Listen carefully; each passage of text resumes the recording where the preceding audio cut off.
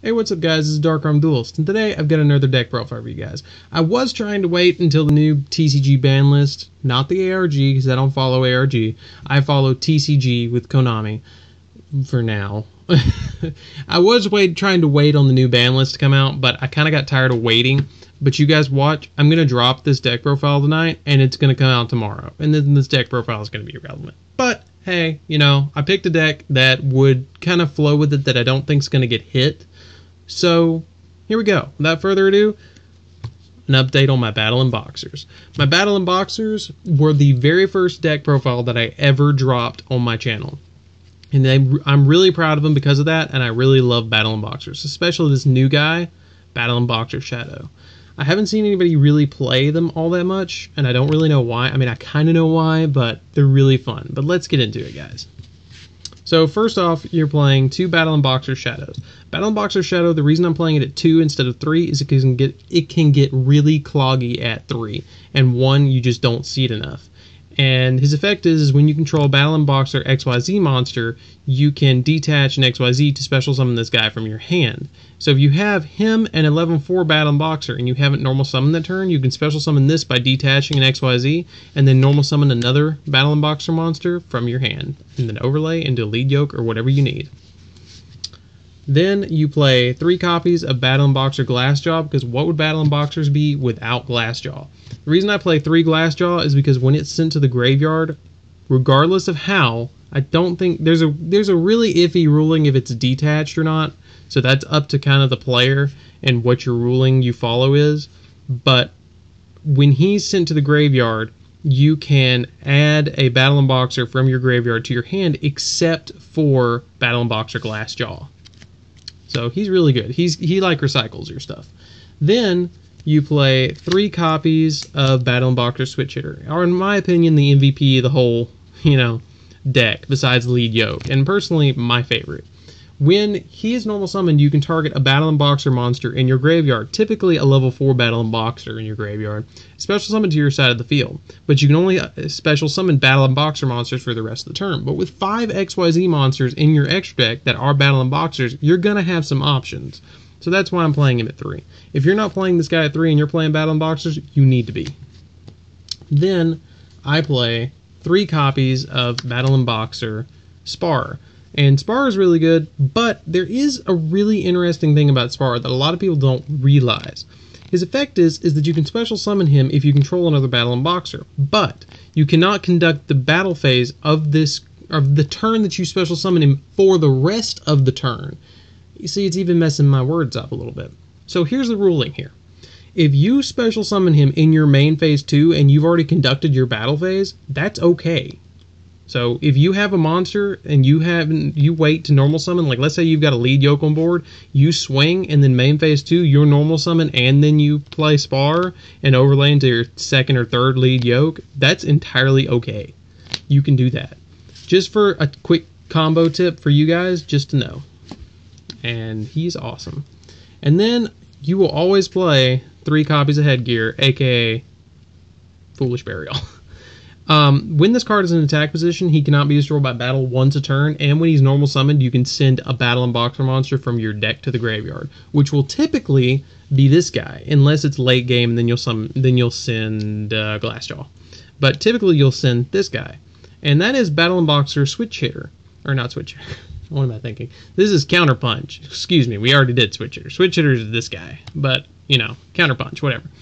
You can either, I think it's either, you can banish this card from your hand or your graveyard and then target a Battlin Boxer monster on your side of the field and it gains 1,000 attack. So pretty much it's a Clute. And, this deck kind of does follow a little bit with Blackwings, but you didn't hear that from me. And then my personal tech is this. I play Double Goblinberg. I like Double Goblinberg because in this deck you're going to have a little bit of consistency of getting out 2 Battlin Boxers sometimes. And this card adds a little bit more consistency of being able to overlay faster into what you need to set up a combo play. And so that's why I'm playing 2 copies of Goblinberg. And then you're kind of playing the self-explanatory 3 copies of Reinforcement of the Army because you're playing a warrior deck. I'm playing 2 copies of Pot of Duality for consistency. I'm playing 2 copies of Battlin Boxer Battlin Box and Spirit, which lets you send a card from the top of your deck to the graveyard, and then if you have a Battlin Boxer monster in your graveyard already, you can special summon it to the graveyard, from the graveyard to your side of the field. So essentially, it's a monster reborn, or sending a card to the grave, and it's really good. And then, just for a little protection, I'm playing double Lance, because Lance helps me protect Lead Yoke from cards like Compulse, Bottomless, you know, shit like that I just need to save them, because this deck hates back row so much. Then I'm playing double MST, because again, I just don't like back row. Double Kaiser Coliseum, because this pisses people off. You make a Lead Yoke, you get him to 3,800, your opponent can't do shit, you just keep pounding and pounding and pounding until they run out of monsters, and then you win. Then one Foolish Burial to get your graveyard set up with something like, if you have Headgear in hand and you draw Foolish, play Foolish first, send, say, Switch Hitter to grave, then normal summon your Headgear, send Switch Hitter to grave, or, I mean, Glassjaw to grave, and then add the Switch Hitter to your hand. Quick combo. 3-card combo, 4-card combo, and you get a Switch Hitter in hand, and you have a graveyard set up to play him. And that's my spell lineup. And then you have the self-explanatory, you know, Compulse prevents monster summons, you know, helps you in a tight spot. Bottomless, because again, it helps you in a tight spot to get away from monsters. Vanities, because once you have your field set up and you just play this, they will not send shit to the grave. You know, this plus Kaiser plus like double Lead Yoke, and your opponent's like, oh shit. Then one Solemn Warning, because sometimes I just want to pound at my opponent with Lead Yoke. I'm playing double Jolt Counter, because if you haven't read this, I'll tell you what it does really quick. During the battle phase, when a spell card or trap card or monster effect, so if anything's activated during the battle phase and you control a Battlin Boxer monster, you can negate that. So pretty much it says nope to anything you want to say nope to. And this is my nope card. I don't even call it Jolt Counter when I play it. I'm just like, nope, none of that. None of that shit. Get it out of here. And then I'm playing double Battle Guard Howling. Now, a lot of people are going to be like, why the hell are you playing that? But listen to its effect, okay? When a warrior-type monster you control is targeted for an attack or by an opponent's card effect, okay, a lot of people don't hear that, but when it's targeted by opponent's card effect, so pretty much it's like a fourth, like it's like playing 4 lances in your deck. Target one face-up monster your opponent controls and inflict damage to your opponent equal to the original attack of the face-up monster you targeted with this card, and if you do, return that target to the hand. So it is like a Compulse, a Lance, and a Magic Cylinders all wrapped up into a very pretty screaming ogre. Get Shrek'd, son. Get Shrek'd. And that's what I'm playing for the main deck. Now, let's get into the extra deck. And it's going to get better. I'm playing double number 79 Battlin Boxer Nova Kaiser. I almost said Nova Cestus. Cestus is the other one that I'm not playing anymore because I don't play the rank up Magic anymore because it's inconsistent as hell. But you play double of these, and this is a new card. I like Yoke over it, but it's, you know, it's a Battlin Boxer, so I play it. I play triple lead Yoke because this deck is about making Yoke and sitting on Yoke and swinging with Yoke and beating him up with egg yolks because Eggman would be proud. Eggman would so be proud. Beat him up with yolks.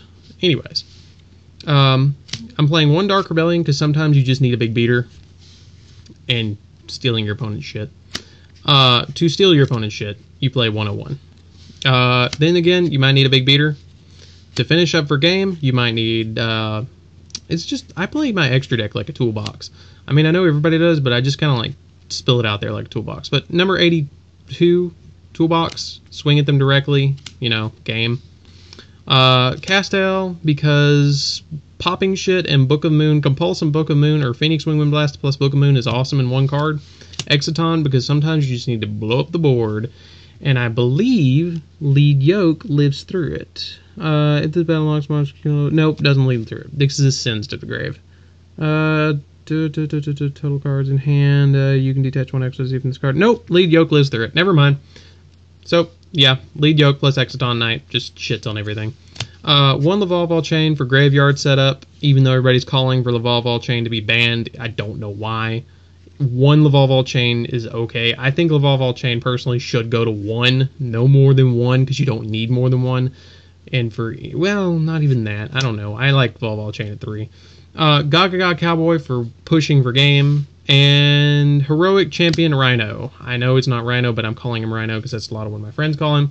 I'm not even going to read off all those effects, but you can essentially, if you can keep a headgear on board, normal summon Goblinberg, special summon another warrior monster, you can go for a 3k beater that can't be targeted by card effects. That's unaffected by card effects.